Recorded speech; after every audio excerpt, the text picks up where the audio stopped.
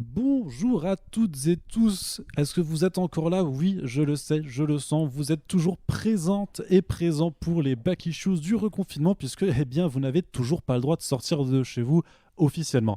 Mais ce n'est pas grave, nous avons des conseils de lecture à vous recommander dans tous les sens, qu'il s'agisse de comics, de bandes dessinées, de tout ce qui a grosso modo une couverture avec des pages au milieu que vous pouvez lire, sauf des livres de recettes parce que ça, on n'aime pas trop. Phobos, je suis ravi de t'avoir une nouvelle fois avec nous pour ce 13e Back Issues du reconfinement. Tu vas bien? Eh ben écoute, ça va bien. Merci, moi aussi, je suis ravie d'être là à nouveau. Et aujourd'hui, une fois n'est pas coutume, tu ne vas pas nous parler de comics puisque tu as décidé de un peu de boycotter les comics, mais surtout de hijacker l'émission en essayant de la transformer en quelque chose entièrement dédié à la BD franco-belge, mais jeté à l'œil, mais ça va encore pour cette fois. Dis-nous un petit peu quelle BD tu vas nous présenter aujourd'hui. Alors aujourd'hui, j'avais envie de vous parler de Broderie, qui est une bande dessinée de Marjane Satrapi. D'accord, alors dis-moi tout de suite qui est donc Marjane Satrapi que peut-être notre public ne connaît pas. Marjane Satrapi, c'est une autrice et réalisatrice iranienne que les gens connaissent peut-être parce qu'elle a notamment réalisé le film Persepolis, qui avait très bien marché à son époque de sortie en 2007, qui est donc un film animé qui est basé en fait sur une série de bandes dessinées du même nom, Persepolis également, qu'elle avait sorti et qui sont des bandes dessinées plutôt autobiographiques en fait sur son enfance et sa vie en Iran. C'est ça, ouais, exactement. Et donc Broderie, est-ce que c'est quelque chose d'aussi autobiographique ou pas du tout? Quel est ce projet un petit peu? Est-ce que tu peux me présenter cette BD? Parce que je t'avoue, j'ai lu les Persepolis étant plus jeune, puisque ma sœur, dédicace à ma sœur, les avait dévorés, que je les avais piqués. Mais c'est vrai qu'après, j'ai pas trop suivi ce qu'avait sorti Satrapi ensuite. Donc Broderie, je découvre là. Alors du coup, Broderie, donc c'est sorti en 2003. Donc en fait, la bande dessinée a déjà 17 ans, mais honnêtement, ça n'a pas vieilli. Ça se lit toujours avec grand plaisir. Et pour la petite anecdote, donc c'est une collègue que j'apprécie beaucoup qui me l'a offerte et j'étais un peu intriguée parce que on n'est pas vraiment sur un format BD habituel, hein. Le bouquin a plutôt physiquement un format un peu roman poche, on va dire.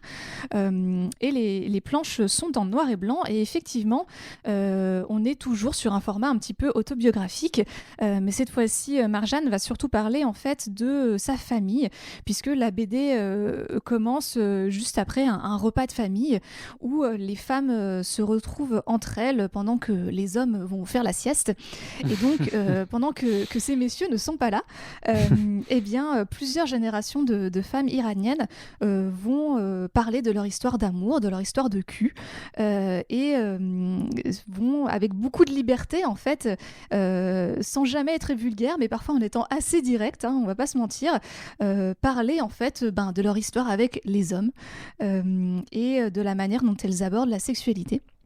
Donc c'est à la fois assez passionnant parce que voilà, on peut toujours avoir un petit peu des préjugés sur ce que vivent les femmes dans cette région du monde, et dans cette culture, mais du coup c'est assez intéressant d'avoir cette petite fenêtre dans leur vie. Voilà, on a l'impression d'être à côté d'elles en train de prendre le thé et d'écouter religieusement les histoires des unes des autres et les conseils qu'elles se donnent aussi. Donc voilà, c'est plein d'humour, c'est assez pétillant, c'est parfois un petit peu triste forcément, mais c'est toujours croqué avec beaucoup d'amour, je pense, pour ces personnages et pour ces femmes de sa famille, même si parfois elle se raconte un peu des crasses, hein. Il y a parfois un petit peu un côté ragot, mais qui donne d'autant plus de piment à ce récit-là, qui se lit vraiment très très bien, d'une traite, quoi. Et c'est combien de pages alors? C'est long, et toute la BD alors c'est une conversation en fait entre ces femmes, c'est ça? Exactement. Alors, il n'y a même pas de pagination, donc je ne pourrais pas te dire Eh bien, tu exactement vas les combien il y a compter de en pages. direct dans ce podcast, ça tombe bien. C'est parti, on s'occupe comme on peut pendant le confinement.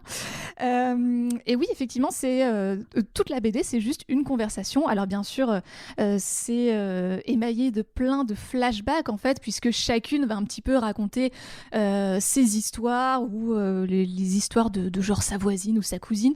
Donc voilà, en fait, il y a un petit y a plein de voyages en arrière, en avant, dans le temps pour nous raconter tout ça.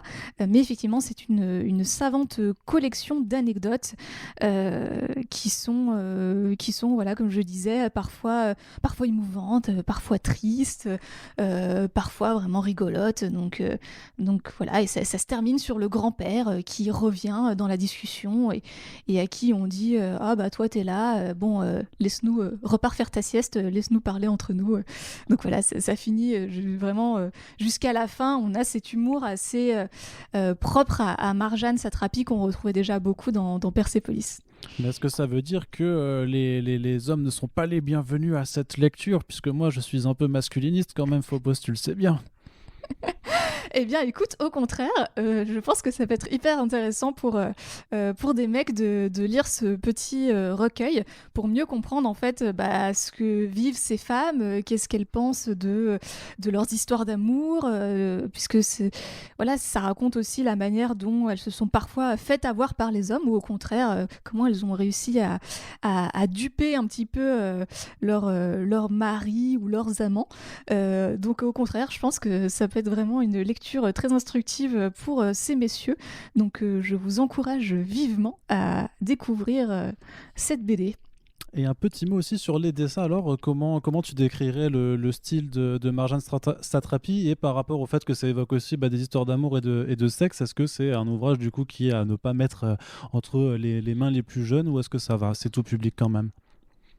Alors, donc au niveau des dessins, on retrouve le trait de Satrapi qui est parfois un petit peu, qui est presque naïf en fait, qui peut paraître un petit peu enfantin. Alors, je sais qu'il y a certaines personnes que ça me dérange. Moi, ça va. C'est pas mon style favori en termes de bande dessinée, mais je trouve que ça fonctionne assez bien avec le style très direct en fait des dialogues.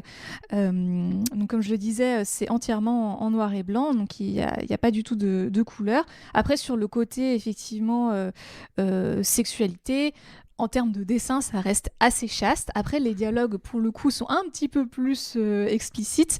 Mais honnêtement, je pense que pour des ados, ça passe très bien. À mon avis, à partir de 14-15 ans, il n'y a pas de souci. Ok, très bien. Eh bien, je te remercie une fois de plus, Phobos, de nous avoir présenté donc Broderie de Marjane Satrapi. C'est paru chez l'Association et c'est toujours disponible à la vente au prix de 16 €. Donc merci, je disais. On espère, comme toutes nos précédentes émissions, que les Back Issues du reconfinement vous plaisent et vous font découvrir et vous donnent des envies de lecture. N'hésitez surtout pas à nous faire vos retours et également à partager ces podcasts. Phobos, merci et on se dit à très bientôt pour le prochain podcast. Salut! Encore merci à toi. Ciao!